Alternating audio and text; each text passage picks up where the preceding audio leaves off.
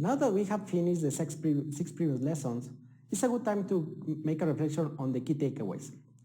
And in order to think slowly, it's good to go analog, right? So let's look at the whiteboard. So the first thing to learn is that we have on-chain code and off-chain code. The on-chain code is written in Haskell, in Plutus. The on-chain code is written in Plutus.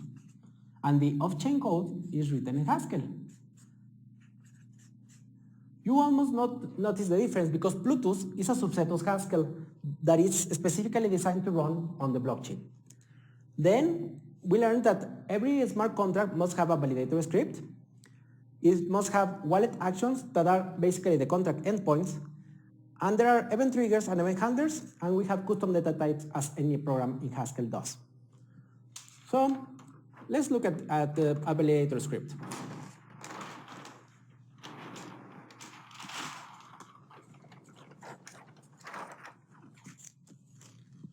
The validator script is the code that is going to run on the blockchain, and it's enclosed by these operators. In the simplest form, the validator script is a lambda expression that is going to receive a data script. This is a script provided by the producer of the transaction, someone sending money to be logged in the contract. The data script is additional information we can attach to the transaction we produce when using the pay-to-script functions. Then we have the redeemer script. The redeemer script is a script provided by the consumer of the transaction, someone attempting to spend the UTXOs that are logged in the contract. Although the redeemer script is provided by the redeemer, the type of the expression is entirely determined by the validator script, by this one. And finally, we have the transaction, the pending transaction ID. This one is provided by the slot leader, the one that is validating this transaction. So it's of the slot leader. This comes from there. And this is the simplest validator script you might have. However, when we ended our contract, we actually added the campaign data type as a parameter to validator script. And then in the lambda expression of our validator script, we even included our custom defined data type campaign that was used to as data to store in the smart contract. Also, we had the contributor proof key. This was the redeemer script. This was the data script, this one. And we have the action, which was the redeemer script, and the pending transaction of the one was doing, right? So as you see, these data types allows us to have a specific functionality for a smart contract. And as we know, that's one of the advantages of Haskell, that we can use custom data types to, make our code more robust and stuff like that.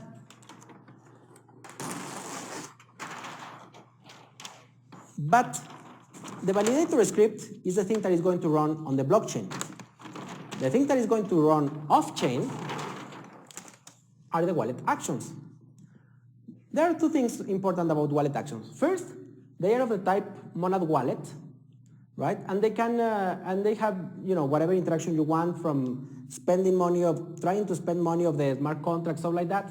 And the second thing that you must learn about monad actions is that in order to make them available as entry points for the smart contract, you use the MK function to receive a list of wallet actions that are going to make public, and those are the ones that appear on the Plutus playground when you are clicking, and running your simulations.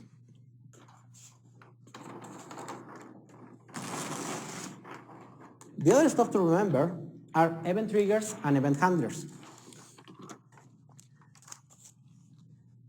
The event trigger, as its name says, is going to be an observer that gets shot when something happens on the blockchain. In this case, the refund trigger gets triggered when the slot range is above 15, from 15 onwards.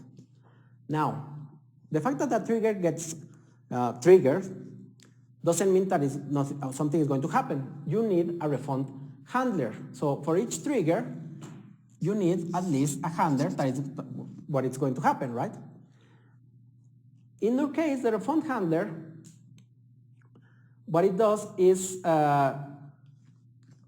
it takes an event, it's of constructor event handler, and here comes the trigger that is the one that, you know, shot this handler here, right? And then this event trigger in particular, what it tries to do is to, you know, get a refund once the one is slot 15. However, the trigger and the handler are not enough. You must also register that that trigger shots this handler. And this happens in a third monad wallet action. But, you know, we use, in our case, we use event triggers to do the refund action that happened when, you know, when the campaign collection, the deadline was happened. And we also use event triggers when we reach the target goal and we wanted to send the money for the beneficiary, for the owner of the campaign. And that's basically how you provide interactions with the smart contract, through event triggers and event handlers.